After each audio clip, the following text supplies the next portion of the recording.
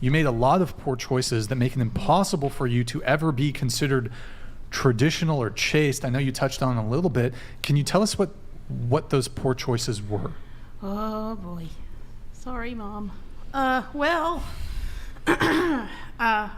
high body count. I'm sure we'll get into that later. Hi, this is Peyton with Girls Gone Right, and today we are diving in and getting into a Whatever podcast reaction. If you don't know Whatever podcast, it is a show where there is deeply and morally bankrupt people, and it is just conversation with someone on either side of the aisle. There is someone that is red-pilled, and then we have people that are far left and have crazy ideologies, and it goes from high body count to pro-abortion to OnlyFans models and sex workers, all kinds of people that come on the Whatever podcast and they debate topics.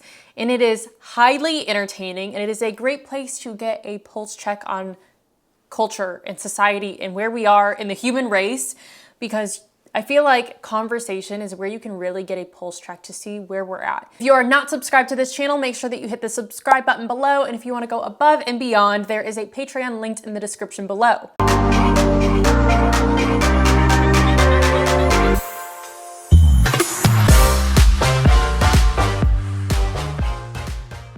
So this specific clip shows someone stating their high body count and their thoughts on it. So let's go ahead and watch it. Lizzie, going to Lizzie here, you said in your youth you made, and these are your pre-show notes here, you made a lot of poor choices that make it impossible for you to ever be considered traditional or chaste. I know you touched on it a little bit. Can you tell us what those poor choices were?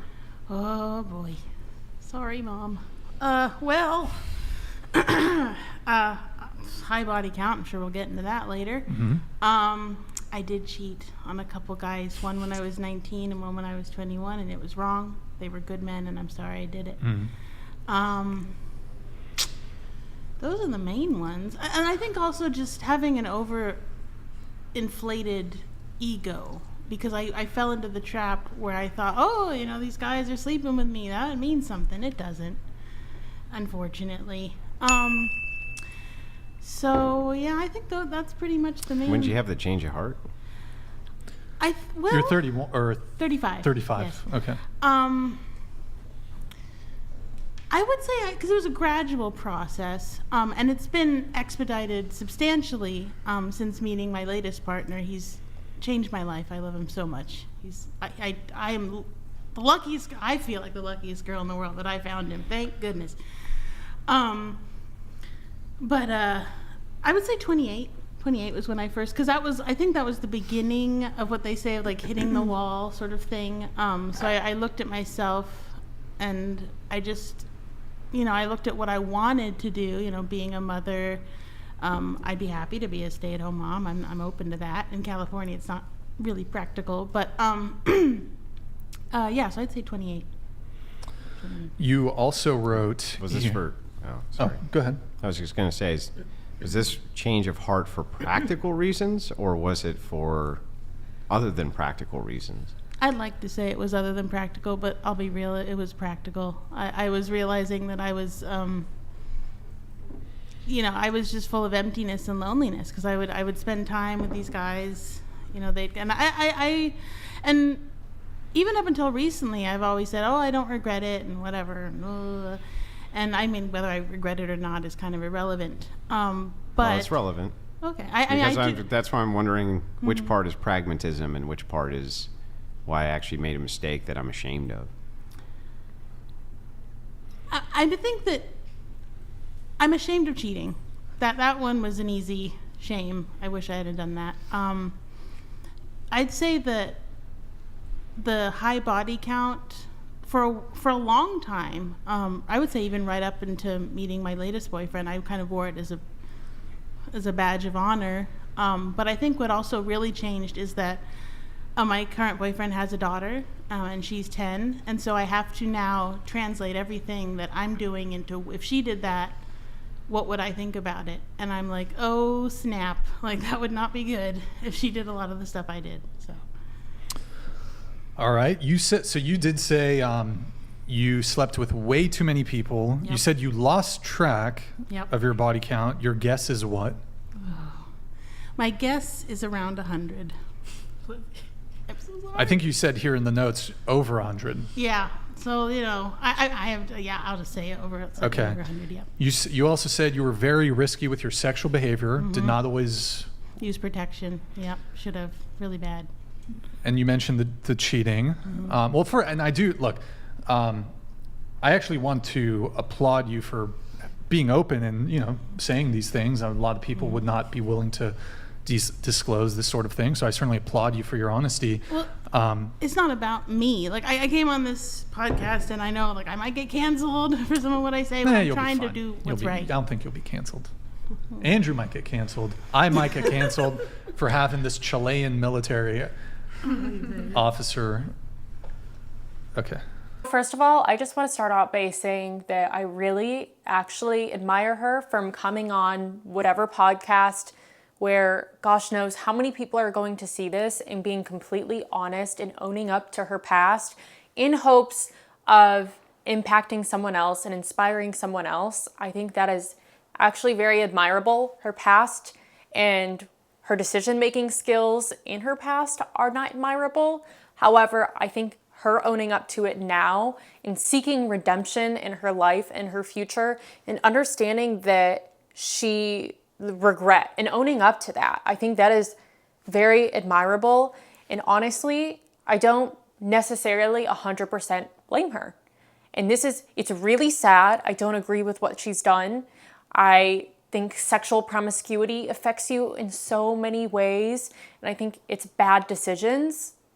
And she ultimately made those decisions. However, I think it's our society and culture and media and Hollywood and all of these things that impact the things that you see, they promote sexual promiscuity. They say that sex is liberating, that it should make you feel empowered as a woman, and that it doesn't matter who you have sex with or what your body count is. And you see it in movies all of the time too. In movies, they promote hookup culture. This thing is being pressed in so many different areas of your life. Honey, relax. I have those in my mouth all the time. I am sexy. I am R-rated sexy. I can put my whole fist in my mouth. Want to see? I mean, yes, she made those decisions, and I do think that ultimately she made those decisions, and it was her morality that allowed that at the time. Her not being strong to her values at that point in her life ultimately led her to her past and the choices of her past. But I do think that society tells you that sex is liberating, and we're all being sold this lie, the feminist lie. This is where it ties into, is destroying the nuclear family, because this is a leftist ideology, the feminist movement. And if you want to unpack this movement, it tells you that sex is liberating, that you don't need men, that women should be working, and that you can do anything a man can do, but you can do it better. And it challenges women. It tells you, oh, you are treated unfairly, when in fact, you're not. And however, through this movement, women with high body count are going to have a harder time settling down and finding a man to marry. Men are not necessarily going to be attracted to a woman with a high body count. And a woman's impact on her choices would be that she's going to have a harder time connecting to a man in that physical connection way, that you are not always going to be sexually satisfied, which leads to divorce. And you are not always going to feel that emotional connection because you've pair bonded with so many people that does affect the way that you bond with your long-term partner.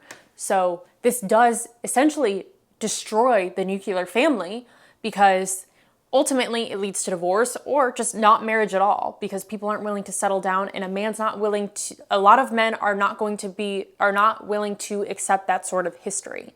And you know what? There are some men that will accept it, but not a lot. A lot of men don't want their women to have a high body count. That is, it creates a feeling of not feeling safe with a woman, that you can't trust her. The fact that she's been around a lot of men and has had a lot of men. So there are a lot of trickle-down effects that you don't realize to having a high body count. And this is just an example. This is one woman who's willing to admit it. And, she seemed very regretful, and that exactly, like, her point is that you're going to have a kid, in this case, perhaps a stepdaughter or someone that you're dating has a child. And then you have to think of what kind of example do you want to set for them? And would you want them making those same decisions? And for her to own up to this, and again, that is clearly, she is putting it all out there, and I'm assuming that the man that she's with now probably already knows all of this, so he's not going to see it and feel shocked. Like, he's probably already accepted that this is her past, and he's accepted and gave her redemption for that. But I mean, she is putting it all out there, so hats off to her for being very vulnerable, for putting something out there that is very dicey. Like, that is a lot of personal history that she is putting out there. But I do think that her intentions are good, that she's putting it out there because she wants someone else to hear it, because there are a lot of women that have been tricked into thinking that sex is liberation. And it is this lie that is being sold. So I appreciate her putting it out there in hopes of changing other people's lives, that you can change your morality. If you struggled with morality and you've been sleeping around and you've been participating in hookup culture, you can't change the past, but you can change your tomorrows. You can change the future. You can change what your life is going to look like. Just because you are in hookup culture, you have participated in it. Yes, your past is going to stay. You can't unsleep with people. You can't unhook up with people. You can't change your past. You can't rewrite that, but you can rewrite what your future looks like, and you can rewrite who you're going to be tomorrow. You can never change who you were in the past, but if you want to look forward and move on from that, you can do that. You can never change ultimately that, but you can ask for forgiveness. You can ask for redemption, and hopefully someone accepts who you were before and loves you for the person that you are now. So honestly, not the worst whatever podcast clip that I've seen. And I think that was actually very enlightening and hopeful that someone could be so deep in that and has hooked up with 100 people and was able to pull herself out of it because she experienced what it's like to be a role model and experience motherhood. That was a huge thing too, was she wants to be a mother. She wants to be a stay-at-home mom. And then she realized that this is going to have an impact on her children. So it just gives me hope that people can change no matter how dark and how deep you are in something twisted and evil. You can pull yourself out of that. So I absolutely love that. And if you want to see more, you can check out whatever podcast clips. I'll tag them below. And if you are not subscribed to this channel, make sure you go ahead and do so. And thank you guys for watching Girls Gone Right.